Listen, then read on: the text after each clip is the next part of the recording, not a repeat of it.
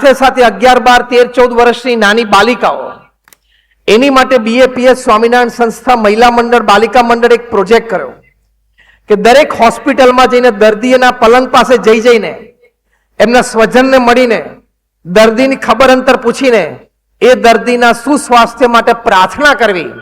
તેવી રીતે 11, 12, 13, 14 વર્ષની નાની બાલિકાઓ એ હજારો દર્દીઓ સુધી પહોંચી. એ દર્દીઓના સ્વજનોના આંખમાં આંસુ આવી જતા હતા કે એક અજાણી વ્યક્તિ અમારા સ્વજન માટે એના સ્વાસ્થ્ય માટે પ્રાર્થના કરવા માટે આવ્યા. અને એમાં નાના બાળકો જ્યારે પ્રાર્થના કરતા હોય ત્યારે દેવદૂત જેવા લાગે, ભગવાને મોકલેલા હોય એવા લાગે.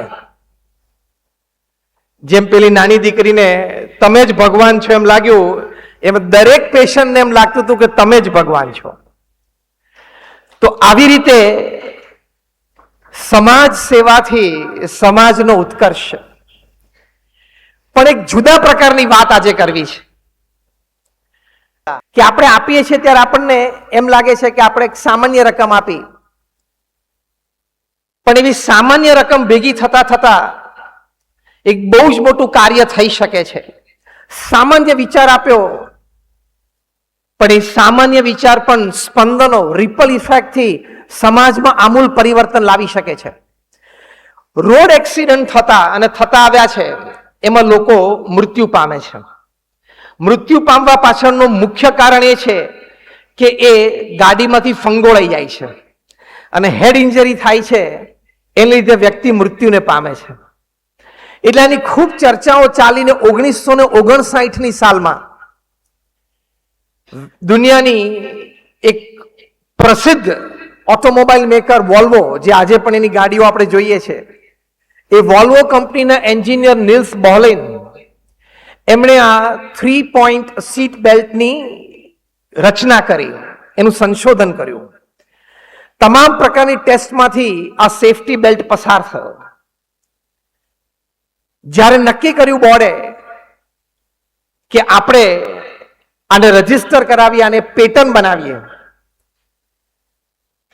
ત્યારે તે વખતના વોલ્વોના ચેરમેનને એમ થયું કે this invention has more value as a human safety measure than its commercial price.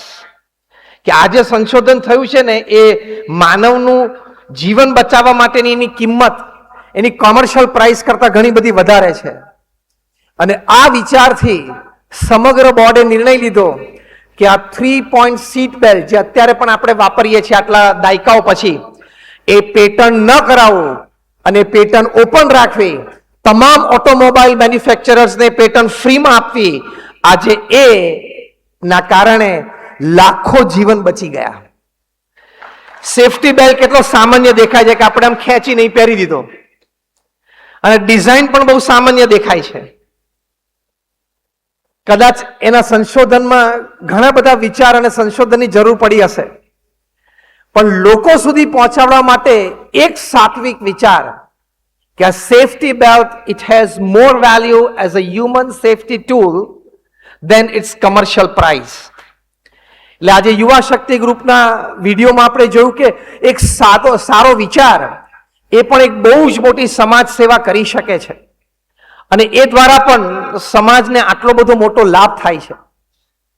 A Niels બોહલિન જ્યારે મૃત્યુ પામ્યા, વિશ્વભરના દેશોમાંથી પ્રેસિડેન્ટ્સ અને પ્રાઇમ મિનિસ્ટર્સે એમને શ્રદ્ધાંજલિ અર્પણ કરેલી, અને તમામે લખેલું કે તમારા વિચારે અમારા દેશના હજારો નાગરિકોનું જીવન બચાવ્યું છે, અને એ દ્વારા હજારો પરિવારને એનું ભવિષ્ય એમણે બચાવ્યું છે.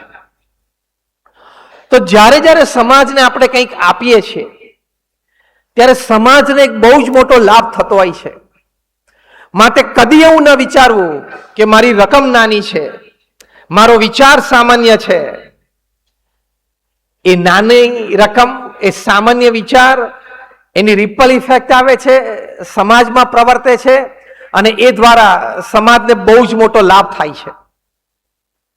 અંગ્રેજીમાં એક કહેવત છે, the greatest joy in life is to see a smile on somebody's face and you being the reason for it.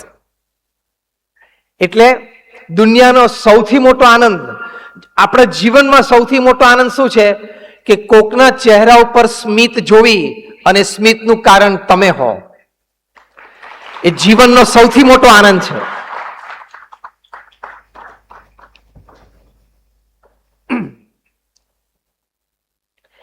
એ આનંદને એકઠો કરવા માટે આપણે ભેગા થયા છીએ.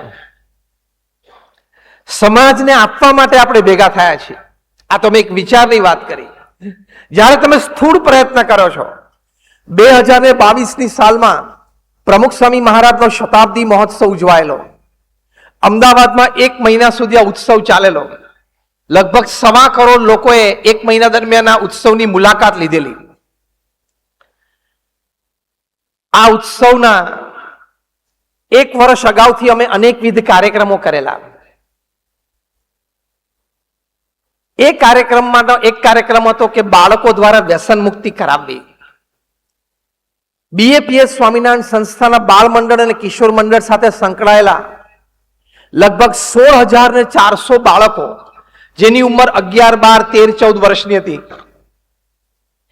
એ બાળકોની 4 બાળકોની ટીમ કરીને એ લોકો શેરીઓમાં, દુકાને, બધી જ જગ્યાએ સંપર્કમાં નીકળ્યા અને બહુ પ્રેમથી પૂછે કે તમારે વ્યસન છે? હા પાડે તો એને વ્યસન મુક્તિ માટે પ્રેરણા આપે. એને બુક ખોલીને થોડા ફોટોગ્રાફ્સ એટલે પિક્ચર્સ દેખાડે કે તમે કેન્સરગ્રસ્ત થાવ તો તમારી પરિસ્થિતિ શું થઈ શકે છે. અને ગુરુ હરિ મહંત સ્વામી મહારાજનો વ્યસન મુક્ત થવા માટેનો એક સંદેશ આપે. ઉનાળાના વેકેશનના 15 દિવસ આ પ્રોજેક્ટ ચાલેલો. રોજ 6 થી 8 કલાક આ બાળકો વ્યસન મુક્તિ માટે ફરતા.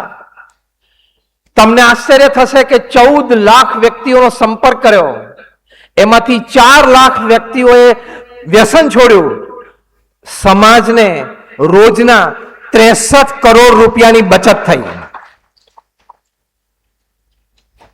રોજના 63 કરોડ એટલે એક મોટી વાત છે, પણ એના કરતા પણ મોટી વાત, હજારો લોકો કેન્સરમાંથી બચ્યા અને એ હજારો પરિવારો પણ એનું ભવિષ્ય રૂંધાતું અટકી ગયું.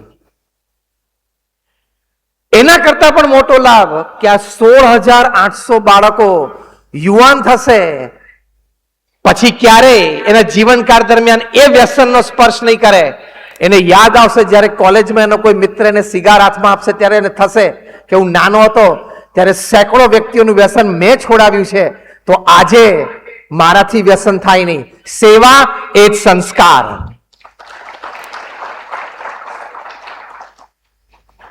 મેં વ્યસન છોડાવ્યું છે તો મારાથી વ્યસન થાય નહીં. એ વિચાર જે બાળકના મનમાં 11, 12, 13, 14 વર્ષનો બાળક, એના મનમાં આ વિચાર દ્રઢ થયો, એ બહુ જ મોટી વાત છે.